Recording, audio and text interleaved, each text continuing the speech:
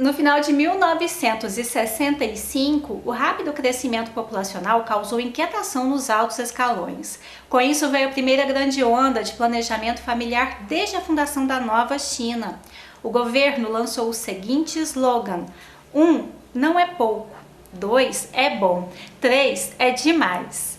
Enfim, a gente vai conversar sobre este livro que tem muito tempo que eu queria ler, As Rãs, de Mu-Yan, escritor chinês laureado com o Nobel de Literatura em 2012.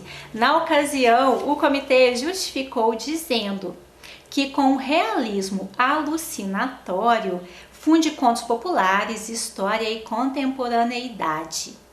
Mu-Yan foi o primeiro escritor chinês laureado pela China, mas ele não é o primeiro chinês laureado. Antes dele, teve um outro no ano de 2000, mas ele é naturalizado francês, então a premiação foi para a França.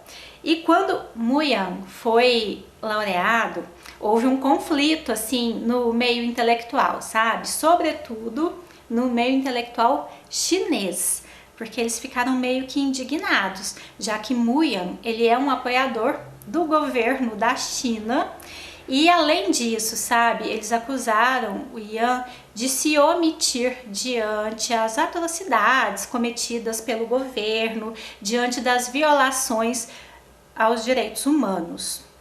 E aí a academia rebateu, falou que não era para considerar a questão política, que era para deixar isso de lado e era para se concentrar apenas na qualidade literária.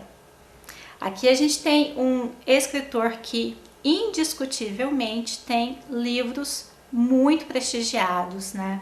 Mu-Yan não é o seu nome, é um pseudônimo que ele usa, e ele usa este Mu-Yan em homenagem ao pai.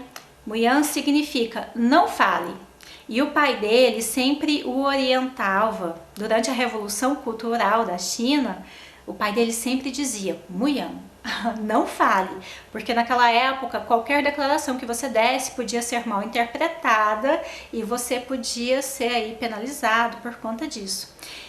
E eu acho muito interessante porque assim, chega a ser irônico, sabe? Não fale, Mu-Yan. E há essa parte dos escritores que dizem que ele é omisso, né, que ele apoia o governo. Esse aqui foi o meu primeiro contato com ele, e nessa minha primeira experiência, eu acho que ele critica sim, eu acho que ele fala, eu acho que ele faz declarações contra o governo. Será que é ingenuidade minha, sabe? Não sei, mas assim, eu acho que ele se posiciona de maneira cuidadosa, talvez, ele não é agressivo, né? Pelo menos nesse livro. Não sei dos outros, mas aqui neste livro eu achei ele muito cuidadoso com o que ele coloca, mas ele faz críticas sim. Gente, eu vi isso. Não sei se eu tô enganada, se, enfim, de repente minha interpretação tá diferente aí dos grandes intelectuais, né? Mas aqui ele faz uma crítica de uma maneira leve, usando realismo alucinatório, também o realismo mágico, né? E de maneira com um humor mais negro e um humor leve. É um livro que vai trazer muito essas questões políticas da China, vai mostrar pra gente assim, é um romance quase que político, já que a gente vai estar falando dessa política de filho único, né, desse controle de natalidade tão rígido lá da China, de como o governo ele interfere de maneira incisiva na vida dessas pessoas.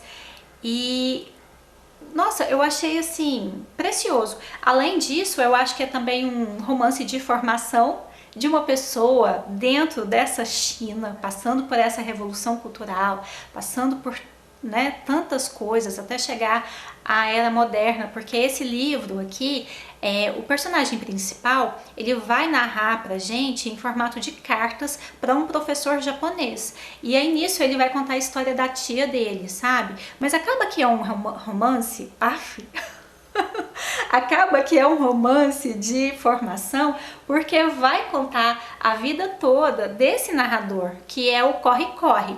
mas enquanto escritor, ele usa também um pseudônimo e ele é o Girino. E aí ele vai contar a vida da tia dele. Ele foi o segundo bebê que a tia dele realizou o parto. A tia dele, ela é uma obstetra, ela é uma mulher que começou a vida dela como parteira tradicional, parteira leiga, mas ela estudou, né?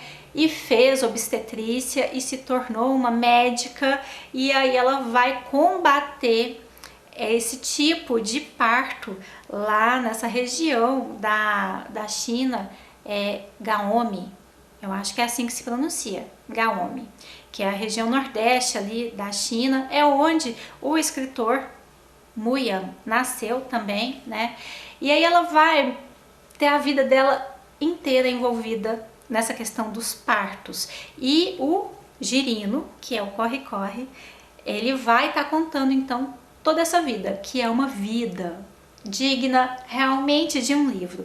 E aí o Girino, ele fala pro professor que ele quer escrever uma peça sobre isso. E aí no finalzinho do livro, a gente tem a peça completa, tá? Aqui, né, dessa vida.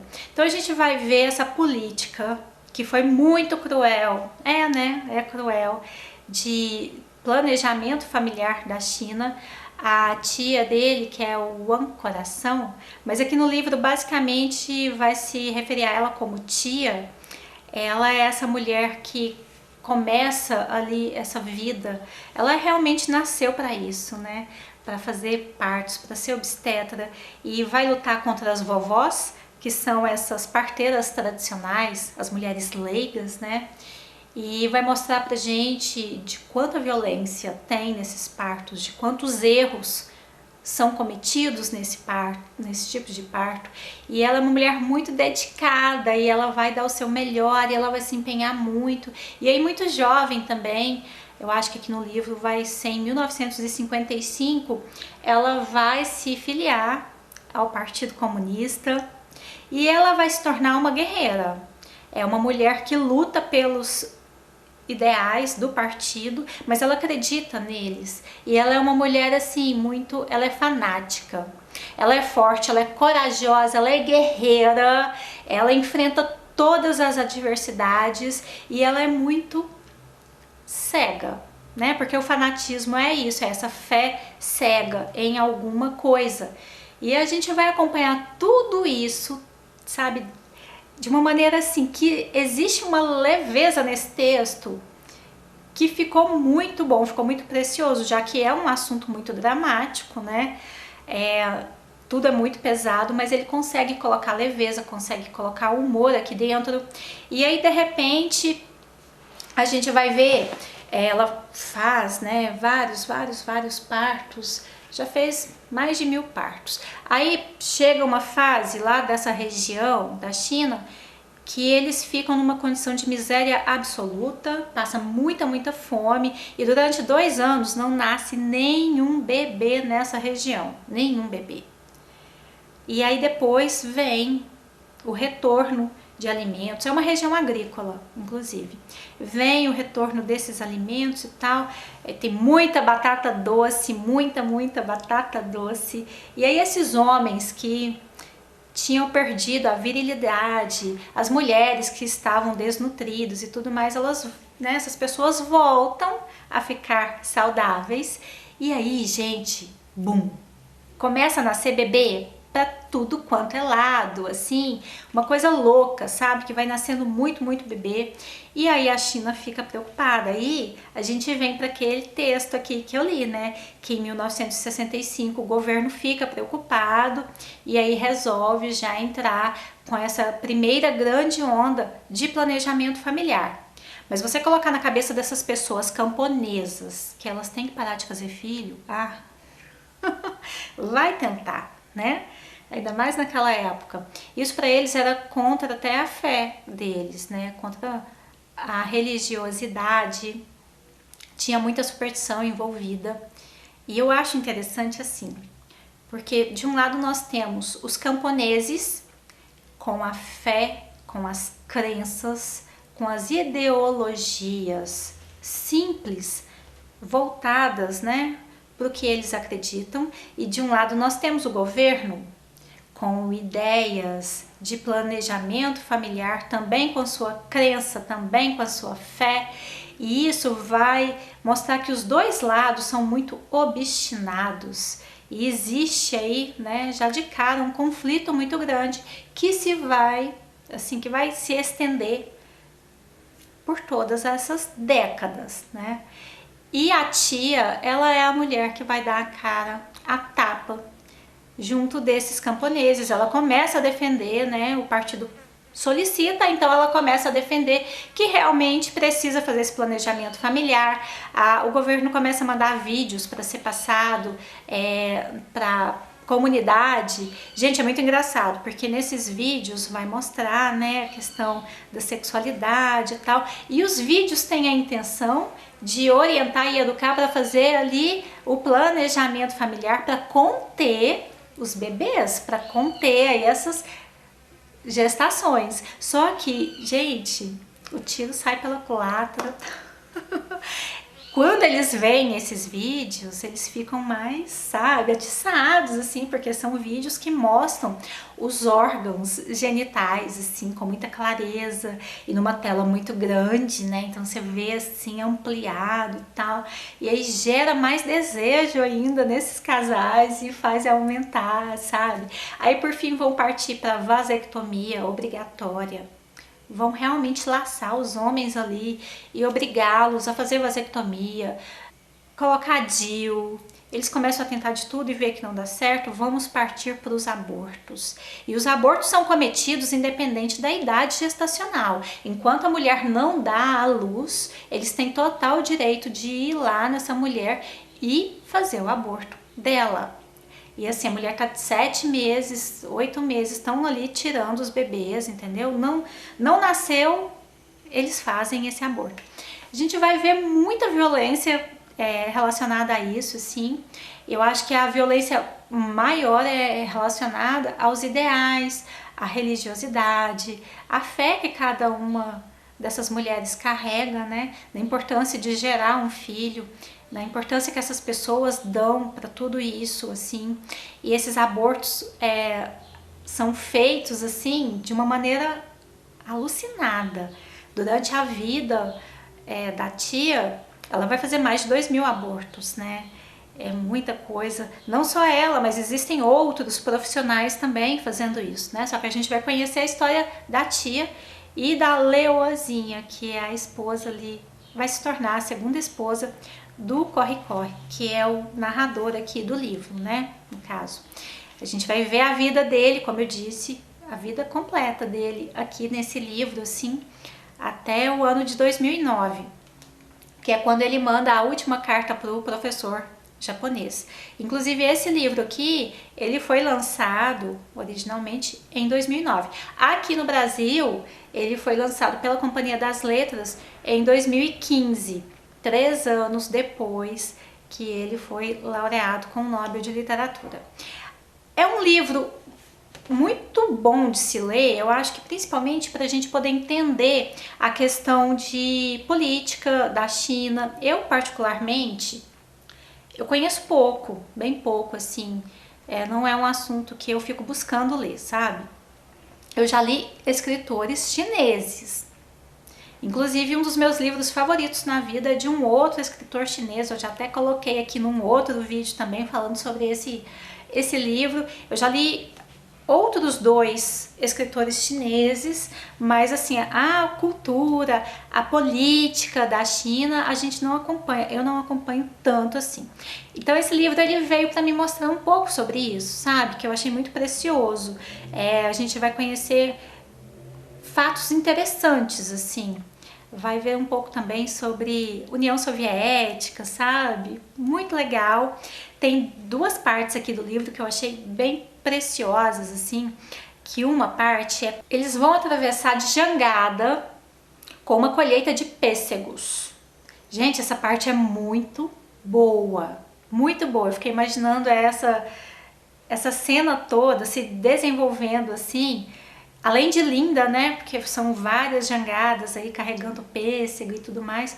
é uma cena de aflição, assim, de suspense, de ação, muito boa. Foi a parte que eu mais gostei do livro. Nossa, eu achei sensacional. E uma outra parte que me tocou também é uma parte em que se passa num templo onde são feitas as reverências para as divindades relacionado à maternidade. E aí tem as divindades, cada uma, né, para uma coisa, para boa visão, para o leite, para as primeiras letras, para boa pele, para o bom parto, sabe? Para divindade de trazedoras de bebês. Então, assim, mesmo com essa política de contenção, essa política de um filho só, ainda assim vão ter famílias que vão ter dois, né? Porque as leis são rígidas, mas existem brechas, né? E quando existem brechas, as pessoas vão buscá-las, assim, com todo o coração ali, vão buscar com toda a força que puder. A gente vai ver muito questão de corrupção, né? Eu acho que é essa palavra, corrupção. Vai ter uma parte que vai mostrar bem como a corrupção ela se dá em qualquer lugar, em qualquer regime. É muito bom. E também a gente vai ver a questão de barriga de aluguel. Tem clandestinidade. E também a gente vai ver as questões emocionais, alguns traços psicológicos, eu acho que eles acabam se desenvolvendo assim, porque depois que a tia chega ali aos seus 70 anos, ela vai repensar a sua vida. E aí quando ela repensa, muitas angústias vêm. E você vê que é uma pessoa que viveu angustiada a vida inteira, mas aí depois, né, quando chega na velhice, ela olha para trás, pesa. E aí ela vai ter aqui assim nas costas muito peso para carregar. A consciência dela realmente vai acusar bastante, assim, né? Mas ela ainda tenta levar assim como uma grandona, porque a mulher ela é fodona, sabe? Ela não brinca em serviço e mesmo quando a consciência dela tenta cobrar alguma coisa, ela ainda ergue aqui a cabeça e segue adiante, assim. É muito incrível. E sobre o nome do livro, temos associações diversas, tá? Durante o livro todo, assim, as rãs vão aparecer em diferentes conotações. Desde associação à linguística, porque em chinês, rã tem a mesma escrita para bebês, que é wa. E aí vai mudar a pronúncia, sabe? Vai ter a questão mística, vai ter a questão de ciência, de descobrir enzima nas rãs, vai ter a sonoridade, né, do coachar das rãs com o choro de bebê. Enfim, gente, diversas são as maneiras que o título vai se apresentar aqui no livro, que eu achei bem precioso também. Muito legal, sabe? Acaba que você vai conhecendo, né, uma cultura diferente. Um livro muito bom, um livro fácil. Eu fiquei pensando, eu acho que dá para meio que comparar com o Doutor Zhivago e o Senhor Presidente, que também são de escritores Nobel de literatura. Eu tô citando esses dois livros porque foram livros que eu li ano passado, inclusive tem vídeo deles aqui no canal, tá? Dá uma procurada aí que vocês vão achar. Tanto o Doutor Zhivago quanto o Senhor Presidente são livros de romance político, né? Que vão mostrar a condição política dos países lá, tanto da Rússia quanto da Guatemala. E aí eu faço essa comparação aqui porque acaba que as rãs, ela também vem com esse cunho político, né? É um romance que vai mostrar muito pra gente, mas assim, dos três, eu acho que ele é o mais leve. Não, eu acho não, tenho certeza que As Rãs é o mais leve e é o mais fácil de ser lido e é que tem um humor a mais. O Senhor Presidente também meio que flerta com o realismo mágico, assim, bem de leve, assim como As Rãs também tem, né, esse realismo alucinatório. Então eu acho que entra aí para esse livro de romance político que o Nobel entrega aí pra gente. Olha, eu gostei demais, eu fiquei muito feliz de ter lido. Ah, eu demorei tanto para ler, nossa, tem muito tempo, já tem alguns anos que eu queria ler, né? E enfim saiu e eu tô muito feliz de ter lido e de ter gostado, porque é tão bom, né? Quando a gente tem ali uma expectativa com um livro e depois que a gente termina a gente fala, uau, que bom, foi muito bom. E foi realmente. Leia Muyan, As Rãs. É muito bom, é um livro leve e vai apresentar um pouco da China para você, caso você, assim como eu, não conheça muito, tá bom? Espero que você tenha gostado desse vídeo. Se você gostou, deixa aí like, comenta, compartilha, me ajuda aí a divulgar e eu espero vocês nos próximos vídeos. Beijo, tchau, gente!